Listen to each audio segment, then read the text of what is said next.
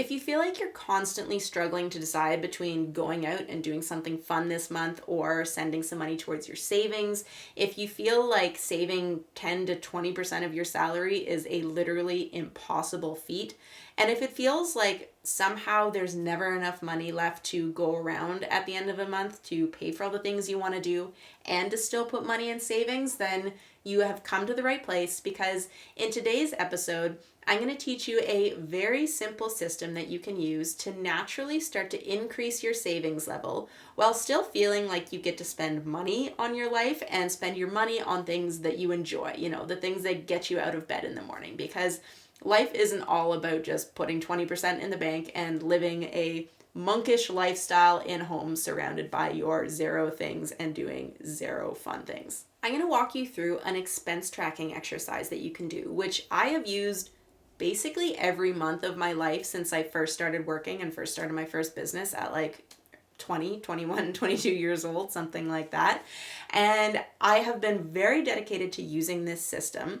And it's allowed me to constantly maintain a 20% savings rate throughout all of my earning years so far, while still accomplishing some of the bigger financial goals that I had, like buying a house and continuing to work for myself and saving a 12-month emergency fund, saving up a healthy retirement fund, while all at the same time still enjoying my life. I still went out with friends and traveled and bought expensive lattes. I didn't live in complete austerity and completely frugally to be able to, make savings and accomplish financial goals. All that to say, it absolutely is possible to find the right balance between saving and spending money in your life. You might have to make a few spending behavior adjustments along the way. You will have to learn how to spend in alignment with your financial values, and I'm going to teach you how to do all of this in today's episode in a spreadsheet. So, welcome to the spreadsheet that we're going to use for this expense tracking exercise. Now, I'm going to walk you through how exactly this specific spreadsheet works. It's a very simple, streamlined spreadsheet. It's a version of one that I've been using myself for years to keep track of my expenses, and I use a version of it to manage all of my different business expenses. So, it's a great spreadsheet. If you like this, you can get it as part of the expense tracking and values-based spending course that I teach. This exact spreadsheet is included in there. Or you can, create your own version of it if you really love working with Excel and, you know how to do the Excel equations and stuff. So the ultimate goal of this spreadsheet is simplicity and giving you just the information that you need to know. Nothing extra, no bells and whistles.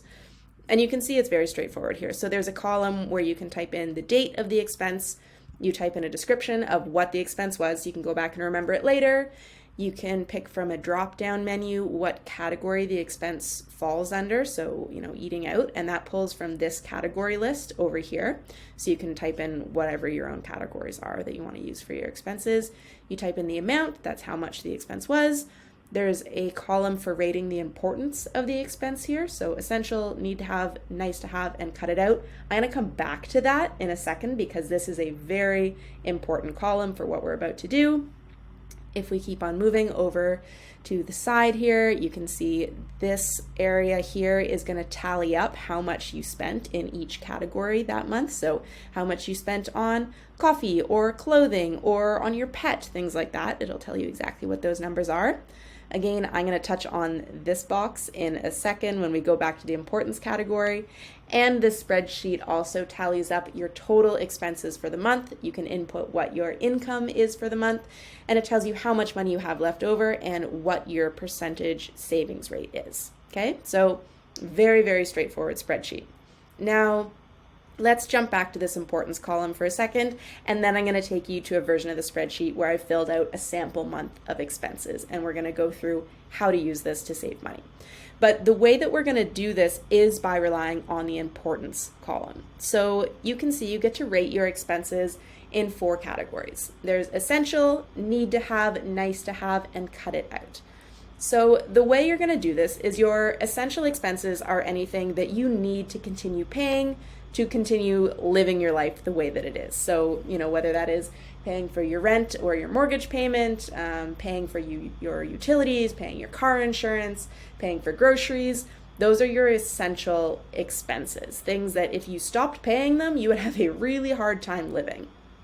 Your need to have expenses aren't expenses that you need to have to live necessarily, but that you personally feel like you need to live a happy life. And that's the key word there, a happy life. So yeah, you don't need them to survive, but these are the expenses that get you out of bed in the morning that make life worth living for you. Below that, we have your nice to have expenses. These are things that you like spending money on. They're fun, they're flirty, they're sparkly. You get to enjoy life more when you have them. But if you cut them out for a while, you wouldn't really notice that much. You wouldn't feel like you were missing out on that much because you still had money to spend on your need to have expenses. And last up, we have the cut it out expense category. These are expenses that you incurred over the course of the month that you wish you hadn't spent money on. So whether that means, things like impulse purchases or purchases that you made out of laziness instead of necessity, like ordering in food because you just couldn't come up with a dinner idea, not because you were too tired or you didn't have food in the fridge. This could be things like fees for late payments because you were late paying your bills that month. Anything that you wish you actually hadn't spent money on that month, that gets labeled as a cut it out expense. So let's go over to a version of the spreadsheet here, there we go, that I've filled in with a month's worth of sample expenses. So you can see we've got everything on here from, a mortgage payment to, it looks like you had to do a monthly car insurance payment that month. You ordered some books, it was fun, you took Uber a few times, you needed things for your house, you went out to see a movie. So this is just a month's worth of sample expenses that are all the way down here. And we'll be upfront, this was an expensive month. We're going to call it an expensive month. So the way that everything tallies up, in this month in total, our sample person spent $6,133.61.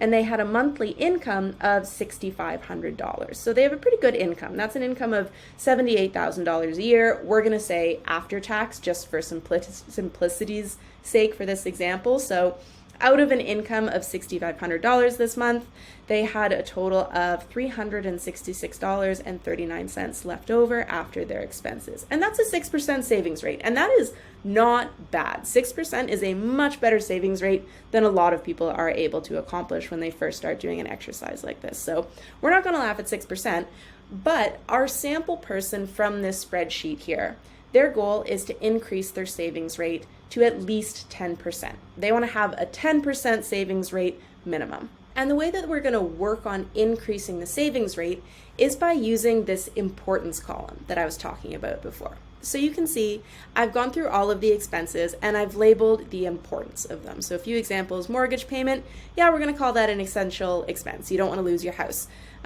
Workout membership payment, that one is labeled a need to have because going for your workouts is, that's what keeps you happy. You need to keep that workout if you want to enjoy your life and feel good.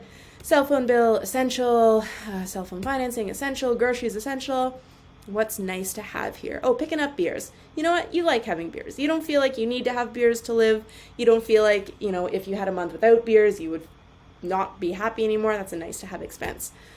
A cut it out expense. Okay, we've labeled snack at a coffee shop a cut it out expense because our sample person here today has decided that they want to bring their own food to work and make their own coffee at home. They've decided that they don't feel like spending money at coffee shops right now.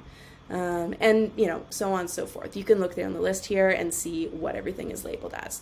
So what we're going to do is we're first going to target the cut it out expenses. These are going to be easy, low-lying fruit expenses to cut out. So let's look through the spreadsheet and let's highlight any cut it out expense. So first, we have a snack at the coffee shop.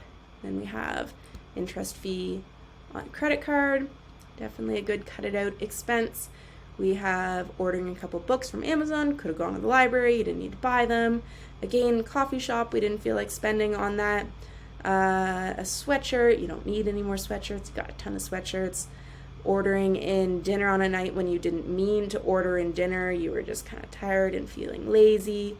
Lunch out because you weren't organized enough to bring lunch to work. Again, this is just a hypothetical person I'm making up.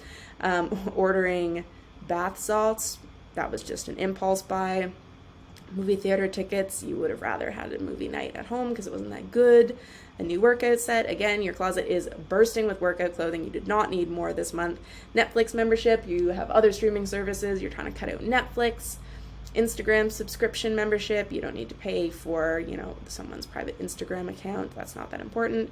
BarkBox membership, your dog has enough toys. You don't need that. Online Pilates membership, you never use that. Use the gym membership that you have labeled as a need to have expense instead. Again, ordering dinner when you didn't mean to, you were just kind of tired. Uber, you meant to walk instead. Again, coffee shop expense, you didn't want to have. A new book from Amazon, you wish you hadn't done that again. And okay, so we've gone through and we've highlighted all of the cut it out expenses.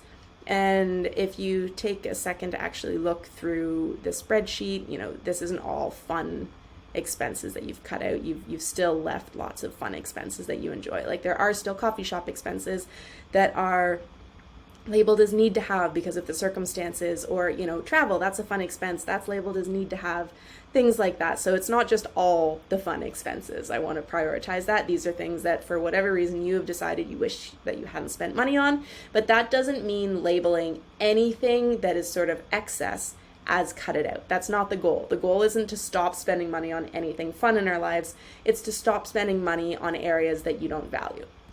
So back to what I was saying. We've highlighted all of the cut it out expenses. Now let's shift our focus back over here to the savings rate. So we have a 6% savings rate, and let's see what happens when we get rid of the expenses that we've decided we want to cut out. Those are gone. And the savings rate here has jumped up to 17%. So just by getting rid of the cut it out expenses that month, you would have had a 17% savings rate. You would have more than doubled your savings rate. And that's pretty good incentive going into the next month to really think hard about the cut it out expenses that you're going to be making, to ask yourself whether or not you want to actually spend money on that, or if reaching that savings goal is more important to you. Next up from there, if you're still trying to save more money, you would shift your focus to looking at any of the nice to have categories.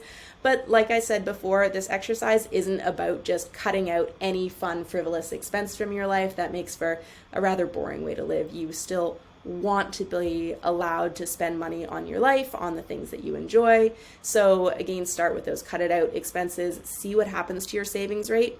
And if you still feel like you need to save more money, or if you have a goal that requires that you save more money, then next you look up at the nice to have expenses.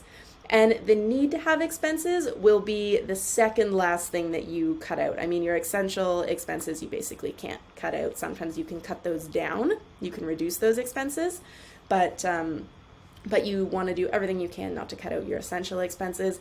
And you want to do everything that you can not to cut out your need to have expenses. Because when it comes to figuring out what your financial values are, you're going to want to look at the need to have category. Those are the expenses that, you have tracked your expenses for a few months, you've gone through and you've labeled all the things that you get real value out of.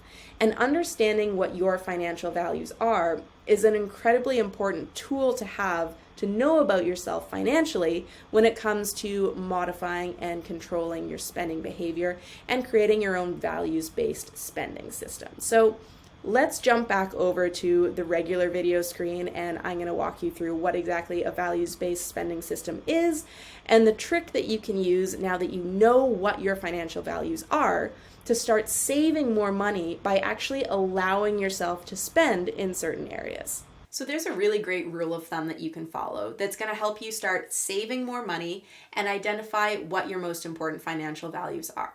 So I want you to look at your expenses and pick 3 financial value categories. And these 3 categories that you pick are areas in your life where you're going to allow yourself to spend basically as much money as you want, within reason. But these are areas where you're not going to restrict your spending, because these are areas where you really value and get value out of every dollar that you spend.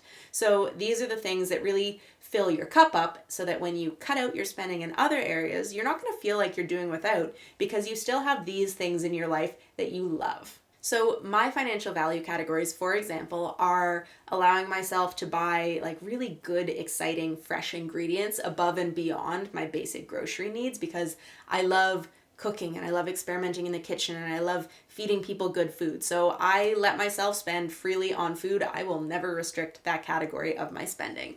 I also let myself spend pretty freely on my health. So, whether that is a gym membership or if I feel like I need a massage or if I need an acupuncture treatment, anything like that, I don't waste too much time thinking about if that money is well spent because it falls within my financial value category.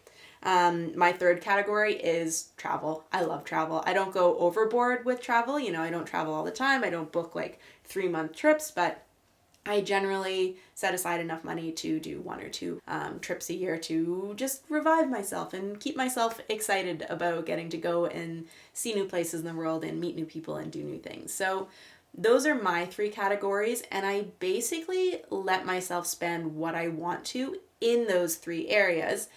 And instead, I cut out spending in basically any other area of my life. So there are areas that I've decided I just don't get much value out of anymore. Whether that's ordering in food or paying for expensive drinks if we're out for dinner or out with friends, or anything in the beauty industry whatsoever. Basically, that is not a financial value for me. I don't spend money getting my hair done, coloring my hair, doing the whole Botox thing, makeup, new clothes, any of that. I'm happy. I don't need to spend money on things like that. So those are areas that I've decided I'm not going to spend on. And even when I'm being marketed to and I feel like I should spend money on that, when I'm feeling like my hair should be blonder and I should have mascara on and, my skin should be smoother and things like that, I instead refocus on what I've decided my financial value categories are and realize that I'm happier spending my money there instead of in these other things that marketing is like chittering away in my ear and trying to tell me I should spend my money on. These are just examples that are personal to me to give you inspiration. Obviously, what you decide your financial values are going to be very individual and important to you personally. I can't tell you what those are. The most important part of this, I would say, would be to pick 3 categories to start with. Yes, of course, these categories are going to evolve and change over the course of your life, but for the time being, pick 3 categories and try to stick with them for a while. Because, if this month you say, okay, my financial values are my health, food, and travel. I'm only going to spend money on those. And then next month you say, ooh, actually my financial value categories are, a good beauty routine and going to yoga classes and going out with your friends. You'll see that you're still going to end up spending the same amount of money in all of these different categories, and you're not going to really be honing in on the things that you really like spending money on and allowing yourself to save money in those other categories. So yes, allow your financial value categories to evolve, but don't let them jump around depending on what Instagram is telling you should value each month. So to wrap this episode up, I want you to promise me that right away you're going to open up your calendar or whatever sort of time planning system you use, and you're going to mark in a time in the next few days where you're going to sit down, create your spreadsheet, or open up the version that I'll link for you below, and you're going to write down all of your expenses, you're going to track your expenses, and you're going to commit time to figuring out what your financial values are. The system is super simple. It hardly takes any time when you do it each month, and you're really going to be amazed by how easy and natural it starts to feel to save money without feeling like you're depriving yourself of all of the good stuff in life in order to save that money. I hope you found this helpful. I hope you're game to give it a try. Let me know what you think down in the comments below, and I'll see you back here next week when I release the next episode of the How to Adult Show.